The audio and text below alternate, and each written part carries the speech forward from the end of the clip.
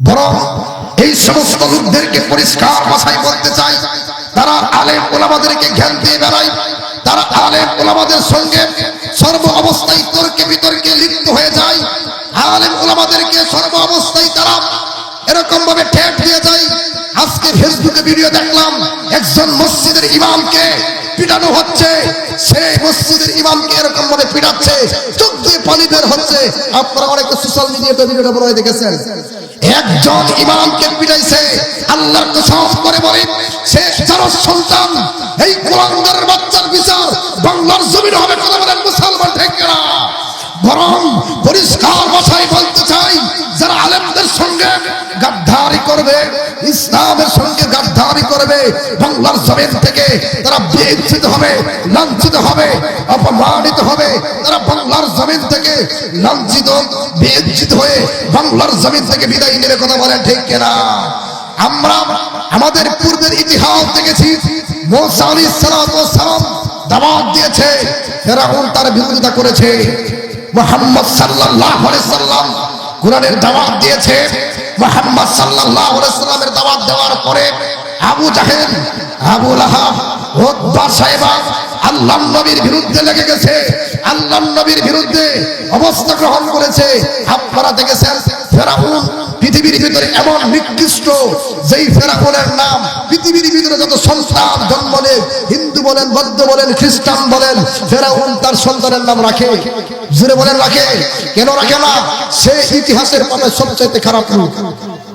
বরং পরিষ্কার ভাষায় বলতে চাই, মুসা নবীর সঙ্গে ফেরাউন খারাপ আচরণ করেছে, তার দাওয়াতকে কবুল করে নাই, যার কারণে ওই ফেরাউন পৃথিবীর ভিতরে নিকৃষ্ট হয়ে গেছে। আবু জাহেল, আবু লাহাব, উতবা, সাইবা তারাও নিকৃষ্ট হয়ে গেছে। তারা পৃথিবীর ইতিহাসে আর তাদের পুরুষ পৃথিবীর কোন মানুষের সন্তান জন্ম হলে আবু জাহেল, আবু লাহাব নাম রাখে না, উতবা নাম রাখে না, সাইবা নাম রাখে না। কথা বলেন রাখে? কোন নাম আছে পৃথিবীর ভিতরে যে আবু জাহেল, আবু লাহাব নাম রাখে? এরকম আছে? গাজীপুরবাসী আমি আপনাদেরকে বলি এরকম আছে। কারণ ইতিহাসের পাতায় তারা সবচাইতে নিকৃষ্ট মানুষ।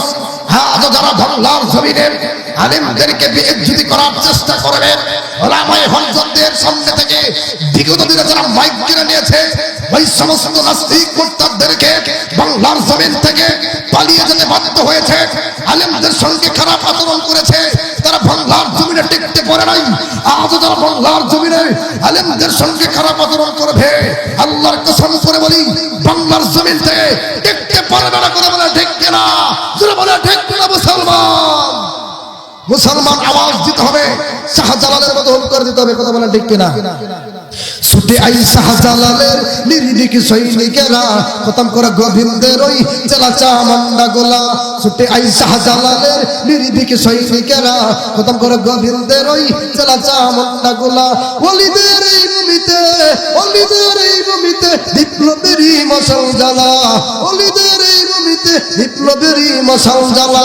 ছুটে আই শাহজালালের নির্ভীক সৈনিকেরা, খতম করে গোবিন্দের ওই জেলা চামুন্ডা গোলা। শাহজালালের পাকভূমিতে আসবে যারা পাক বসাতে, শাহজালালের পাকভূমিতে আসবে যারা পাক বসাতে, তাকবীরের ধ্বনি দিয়া, তাকবীরের ধ্বনি দিয়া ওদের পিঠে আগুন লাগা। ছুটে আই শাহজালালের নির্ভীক সৈনিকেরা, খতম করে গোবিন্দের ওই জেলা চামুন্ডা গোলা। চিৎকার মেরে বলে আল্লাহু আকবার। এই শাহজালাল রাহমাতুল্লাহ আলাইহি সুদূর ইয়ামান থেকে সিলেটের জমিনে আগমন করেছে। গৌর গোবিন্দ তার বিরুদ্ধে দাঁড়িয়েছে। গৌর গোবিন্দ বলেছে, শাহজালাল তোমাকে সিলেটে ঢুকতে দেওয়া হবে না, সিলেটে তোমাকে ঢুকতে দেওয়া হবে না। সমস্ত পথ বন্ধ করেছে। ওই সুরমা নদীর উপর জায়নামাজ দিছে। শাহজালাল রাহমাতুল্লাহ আলাইহি সুরমা নদী পাড়ি দিয়েছে, সুরমা নদী পাড়ি দিয়েছে। তারপর গৌর গোবিন্দের পতন হয়েছে। নারায়ে তাকবীর, আল্লাহু আকবার স্লোগান শোনার পরে আমরা আল্লাহু আকবার স্লোগান দেই, নাস্তিক বেঈমান গৌর গোবিন্দর যারা উত্তরসূরি, তাদের বিরুদ্ধে নারায়ে তাকবীরের স্লোগান দিবা কারা কারা? হাত উঁচু করে আল্লাহকে দেখা দেন। নারায়ে তাকবীর, নারায়ে তাকবীর। মুসলমান বন্ধুগণ, আপনারা কি ভয় পাইছেন? বিগত দিনে ওলামায়ে কেরামরা স্টেজে কথা বললে, আমি অনেক মহিলা এরকম ভাবে কথা বলেছে, সামনে থেকে মাইক কেড়ে নিয়েছে। তারা আজকে কোথায়? সামনে আসো, পাবলিক তোমাকে পিটায় সাল তুলে ফেলবে। কথা বলেন ঠিক কিনা? মুসলমান ওই সমস্ত বেঈমানের বাচ্চারা, যারা সন্তানের বাচ্চারা, কুলাঙ্গারের বাচ্চারা আলেমদের সঙ্গে খারাপ আচরণ করেছে, আলেমদের সঙ্গে বিদ্বেষ পোষণ করেছে, ওই সমস্ত বিয়াদবের বাচ্চারা বাংলার জমিন থেকে পালিয়ে যেতে বাধ্য হয়েছে। কথা বলেন ঠিক কিনা?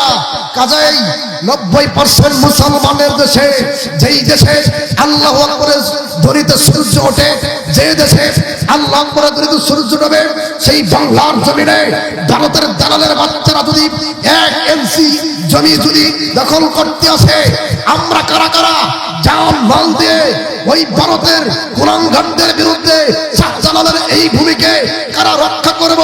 হাত উঁচু করে আল্লাহকে দেখায় দেন, আল্লাহু আকবার বলেন। নারায়ে তাকবীর। আমরা শাহজালালের সৈনিক। আজকে এই গাজীপুর শ্রীপুরে আমি পরিষ্কার ভাষায় বলতে চাই, অনেকে গরম বক্তব্য দিলে বলে যে আপনারা গরম বক্তব্য কেন দেন। আল্লামা মামুনুল হক সাহেবকে আপনারা চিনেন কিনা? রফিকুল ইসলাম মাদানীকে চিনেন কিনা?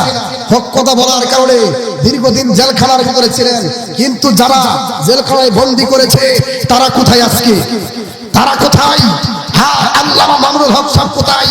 তারা মামুনুল সাহেবের কণ্ঠকে রুদ্ধ করতে চেয়েছিল, মামুনুল সাহেবের বিরুদ্ধে অবস্থান নিয়েছিল, রফিকুল ইসলাম মাদানীর বিরুদ্ধে অবস্থান নিয়েছিল, সাকাওয়াত হোসেন রাজীর বিরুদ্ধে অবস্থান নিয়েছিল। তারা আজকে দেশে নাই। কথা বলেন ঠিক কিনা? তার মানে প্রমাণ হলো, মুসলমান পরিষ্কার ভাষায় বলতে চাই, ইসলাম আলেমদের সঙ্গে বিদ্বেষ পোষণ করে বাংলার জমিনে কোনো বেয়াদবের বাচ্চা, কোনো নাস্তিকের বাচ্চা, কুলাঙ্গারের বাচ্চা টিকতে পারবে না। কথা বলেন ঠিক কিনা?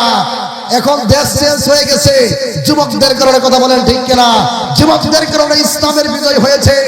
আজ যারা মুসলমানদের বিরুদ্ধে, ইসলাম আর কোরআনের বিরুদ্ধে, দাড়িটুপির বিরুদ্ধে যারা আলেমদেরকে মৌলবাদ বলবেন, আলেমদেরকে জঙ্গিবাদ বলবেন, আল্লাহর কসম করে বলি, শরীরে রক্ত এক বিন্দু থাকা পরিমাণ পর্যন্ত আল্লাহর কসম করে বলি ওই বেয়াদবদের বিরুদ্ধে জবাব দেব। কথা বলেন মুসলমান ঠিক কিনা? আমার এই টানা প্রোগ্রাম আগামীকালকে টাঙ্গাইলে প্রোগ্রাম ছিল, সেখানে আমার মাহফিলে বাধা হয়েছে। সেখানে আমার সামনে থেকে মাইক তুলে নিয়েছে, আমার সামনে থেকে মাইক তুলে নেওয়ার পরে সমস্ত শ্রোতারা ওকে জুতা ফেটা করেছে, জুতা ছিঁড়ে দিয়েছে। তারপরে আমি বললাম যে আপনারা থামান, আর জুতা ছিঁড়েন না। কারণ আগের দিনে বাধা দিলে কেউ কিছু বলতে পারতো না, কিন্তু মন চাইতো কিছু একটা বলি। কিন্তু এখন আবহাওয়া চেঞ্জ হয়ে গেছে, কিন্তু এখন সূর্য ওরকম ভাবে তারা মনে করছে যে পূর্ব দিক পশ্চিম দিক দিয়ে সূর্য ওঠে, তাদের জন্য ছিল এরকম। কিন্তু না, আমি পরিষ্কার ভাষায় বলবো, মুসলমান বন্ধুগণ, আগামী দিনে যদি ইসলামের জন্য আল্লামা মামুনুল হক সাহেব, রফিকুল ইসলাম মাদানী সাহেব যদি ডাক দেয়, মুসলমান কাপড়ের কাপড় বেঁধে জিহাদের ময়দানে কারা কারা যাবেন? কারা কারা যাবেন? তৈরি আছেন তো ইনশাআল্লাহ? তৈরি আছেন তো ইনশাআল্লাহ মুসলমান? আমার মুসলমান বন্ধুগণ, আমি যে গরম বক্তব্য দিতেছি অনেকের গায়ে জ্বালা পোড়া হচ্ছে। অনেকে বলতেছে যে এখানে তাফসীর, এখানে মাহফিল দিছে, চিল্লা চিল্লি করে কেন? আল্লামা মামুনুল সাহেবের বিরুদ্ধে সেই অভিযোগ তুলেছিল। মামুনুল সাহেবকে বলেছে যে এটা চিল্লা চিল্লি করে কেন? কিন্তু মামুনুল সাহেব কি জবাব দিয়েছে আপনারা শুনছেন? তিনি পরিষ্কার ভাষায় জবাব দিয়েছে যে আমি আল্লামা মামুনুল সাহেব, আমি এই গরম বক্তব্য দিই দুনিয়ার কোন মানুষকে সন্তুষ্টি করার জন্য না। আমার এই গরম বক্তব্য যদি কেউ ভুল প্রমাণ করতে চাই, কেউ ভুল প্রমাণ করতে পারে, আমি আর গরম বক্তব্য দেব না। আল্লামা মাওলানা সাহেব তুমি বলেছে যে আমার এই গরম বক্তব্য দেওয়ার কারণে সারা বাংলার জমিনে এই আল্লাহু আকবার স্লোগান উঠেছে না ভাই? জোরে বলে উঠেছে না ভাই? এই আল্লাহু আকবার স্লোগান যখন উঠেছে, এই স্লোগান তিনি বলেন যে এটা আমি আমার নাজাতের জড়িয়ে মনে করি। সেই বাংলাদেশে যারা আল্লাহু আকবার স্লোগানকে বিদ্বেষ পোষণ করবে, আল্লাহু আকবার স্লোগানকে যারা এরকম ভাবে দুশ্মনী মনে করবে, জয় শ্রীরামের স্লোগান দিয়েছে, আল্লাহু আকবার স্লোগান বন্ধ করেছে, আমরা বলতে চাই জয় শ্রীরামের স্লোগান নয়, নারায়ে তাকবীর আল্লাহু আকবার স্লোগান করবে ওই বেঈমানের বাচ্চাদের মুখ থরথর করে কাঁপবে। কথা বলতে হবে মুসলমান, ঠিক কিনা বলেন মুসলমান? মুসলমান বন্ধুগণ, জয় শ্রীরামের স্লোগান হবে না, জয় শ্রীরামের স্লোগান হবে না, নারায়ে তাকবীরের স্লোগান হবে। কথা বলেন ঠিক কিনা? এই বাংলার জমিনে অনেক মুসলমানদের অনেকেই বলে যে হিন্দুদের উপরে মুসলমানরা নির্যাতন করে, এরকম কোন ইতিহাস আছে বাংলাদেশে? জোরে বলেন, কোন ইতিহাস নাই। কিন্তু ভারতে আমার মুসলমান ভাইদেরকে এরকম ভাবে হত্যাকাণ্ড করা হচ্ছে ইসলাম মানার কারণে, দাড়ি রাখার কারণে, টুপি রাখার কারণে। মুসলমান ভাইদের উপর বর্তমান জামানার খাতা ফেরাউন নরেন্দ্র মোদী সে মুসলমানদের উপর নির্যাতন করতেছে। আল্লাহর কসম করে বলি,